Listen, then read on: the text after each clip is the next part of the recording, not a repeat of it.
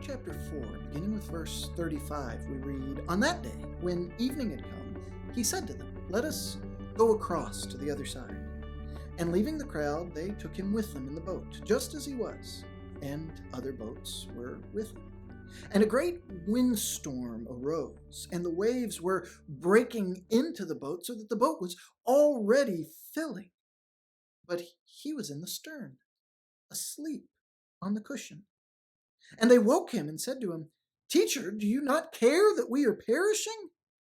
And he awoke and rebuked the wind and said to the sea, 'Peace, be still.'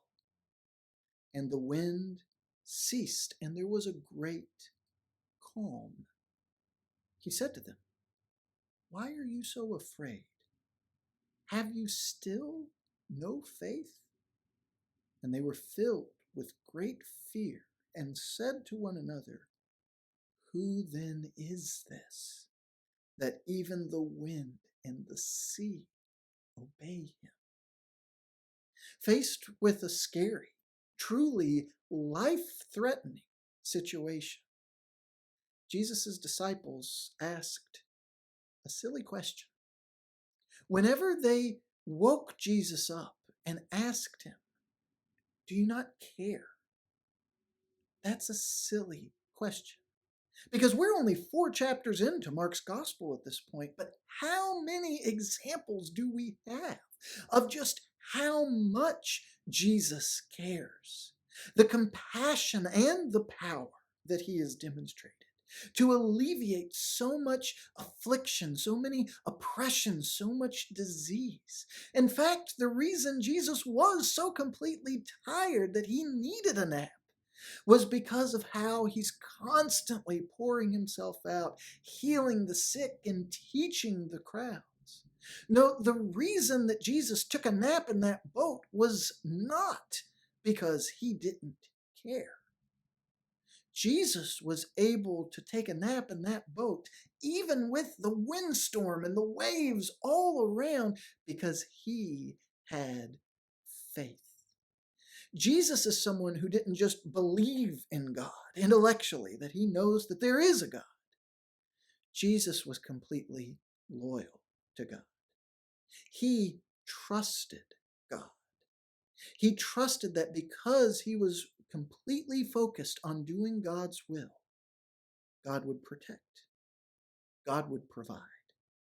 So Jesus could do his best. He could expend great effort. He could pour himself out, but then he could rest. He could rest trusting in God's power and provision. His followers hadn't learned that yet. They were on their way.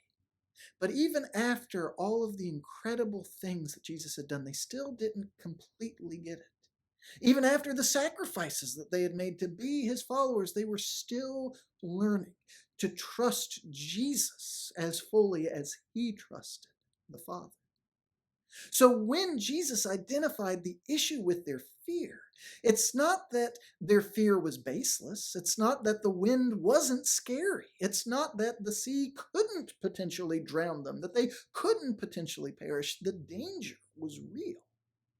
But no, the issue was that as they followed Jesus, as they learned who he really was, as they witnessed God's power at work through him, they should get to a point where they trust.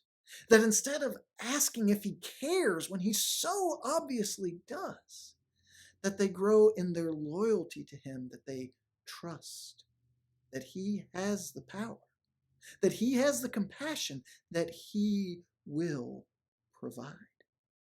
And when Jesus did, when he rebuked the wind, when he brought calm, peace to the sea, that question about really knowing who Jesus is what the disciples were left to wrestle with. Who is this? That he could exercise even that sort of power. And that's the opportunity for us as we come to truly know Jesus. When we recognize his personal example of trusting God so completely that he could allow himself to rest. When we recognize how absolute his power and compassion are. So that we realize that if we are truly setting our aim at serving him, if we are making our whole lives be devoted to following him, then we can trust. Whatever storm we're faced with, he will provide. He will protect. He will rescue. He will ultimately make it okay. As we put him first, we can trust that he will bring peace. He will bring calm no matter what storm we're faced with. So that is the invitation for us here in this aspect of Mark's gospel.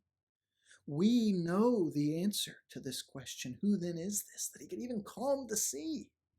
He is Jesus. He's God's Son. And if he can do that, whatever storms you and I are faced with, he can bring calm. He can bring peace into our lives as well.